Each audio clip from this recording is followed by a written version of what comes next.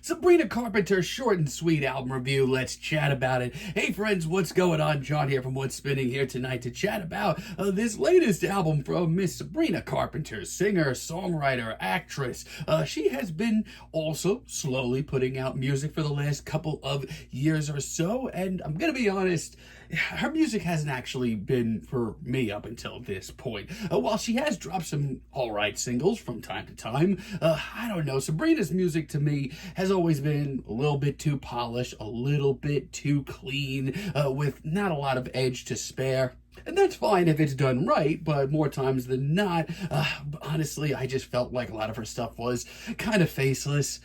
Sorry, but with this latest album that she has dropped, Sabrina has really put herself on the map, it seems. There's been a lot of hype leading up to this album, and I have not been immune to either one of the singles. We'll get to those in a few, but right now, let's dive into this record, and honestly, mostly, Sabrina's world is sounding pretty good right now. This album kicks off with Taste, and this is a very promising start. This is a synthy, sunny, flirty track with a lot of charisma, honestly, and get used to me saying that Sabrina really brings that to the table on this record. It's definitely got the charm, and I do really love the throwback style of this. It's very 80s, but I am really up for that. It's a hell of a start and really brings in the sounds of this record really nicely. Then we have Please, Please, Please, and honestly, I have had a soft spot for this track since it dropped as a single. It is so whimsical, so incredibly sweet. The synth line is just really memorable. This track is just so full of love, especially just this youthful sense of love.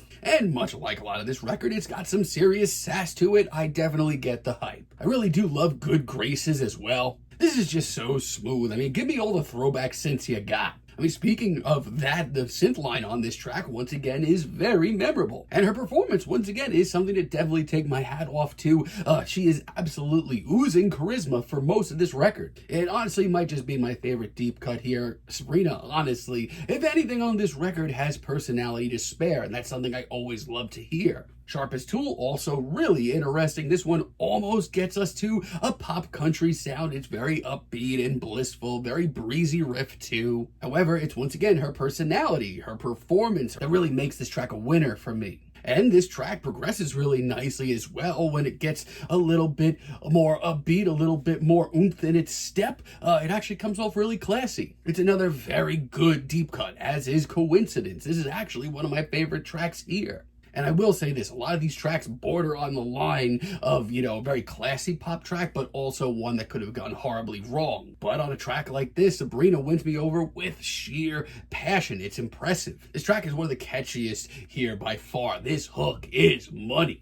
And it's just so carefree. I do really love this. And also, Chem is maybe my favorite track of this entire record. This is so steamy, so sexy. The synths here are just so big. I honestly hope that Sabrina continues to go down this route because she has the emotion and the personality to back it up. Yeah, the whole first leg of this record is actually really impressive. I feel like Sabrina has a good grasp on her sound. But also, I do have to double down on my thoughts of this album could have been really rough, and I did not get to mention this earlier.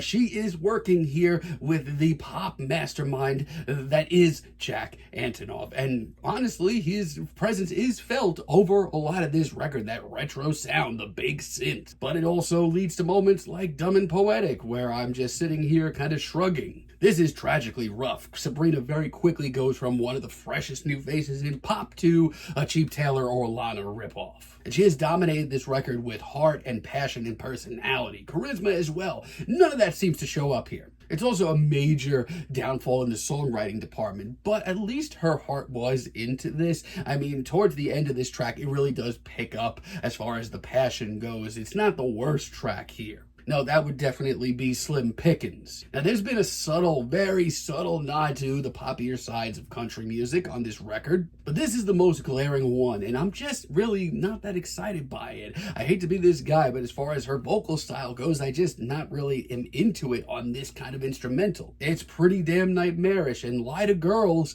is just really faceless. I just don't really have anything to say. I couldn't tell you this is a Sabrina Carpenter track, or anyone else, let alone that. However, outside of that, my interest is more than just peaked. I think that as far as her sound goes, this is by far her best record, and it's a record that I can see myself listening to a few more times. I mean, Espresso, yeah, I love it too. I think it's probably the best cut here. I mean, this track is pure magic. I love the big synthy beat and her very seductive performance. It is a damn earworm. I mean, good luck getting this chorus out of your head. But this track is the entire package. Sabrina here sounds like she is ready to dominate the pop scene. Juno is also tremendous deep cut. I honestly could have used another couple of tracks in this vein. This is a hell of a track. It gets a little bit more upbeat. The passion is definitely up as well. There's some drive, some emotion. It's got a hell of a hook. Yeah, the feelings of young, youthful love are alive and well on this album. It's a great track. And Don't Smile is a really promising finale and one of my favorite deep cuts. Not only is instrumentally and production-wise just one of the better cuts on this record, but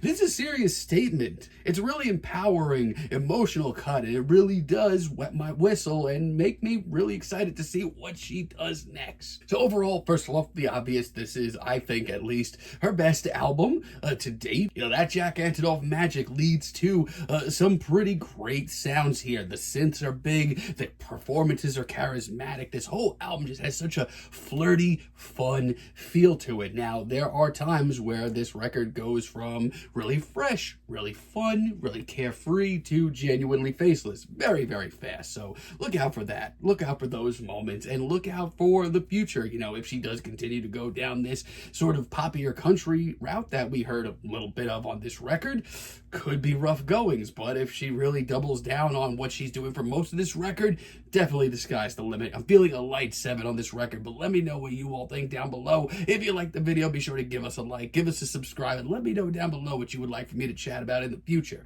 And until next time, have a great day, friends.